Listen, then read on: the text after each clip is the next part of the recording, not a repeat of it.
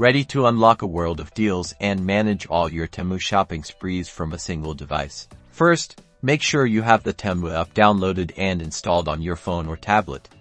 If you don't, head over to your app store and grab it now. Next, open the Temu app. Look for the profile icon, usually located at the bottom navigation bar, most likely labeled as your profile. Tap on it. You will see the current account you are logged into. Scroll down until you find the Logout or Sign Out option, and tap on that. A pop-up will appear asking you to confirm the Logout.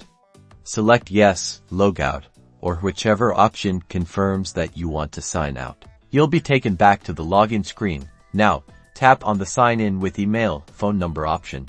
Enter the email address or phone number associated with the second Temu account you want to access. Now, carefully type in the password for that second account. Finally, tap the Sign In button. You are now logged into your second Temu account. Repeat this logout and login process each time you want to switch between your accounts.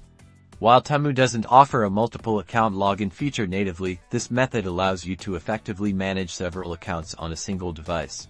Enjoy the savings.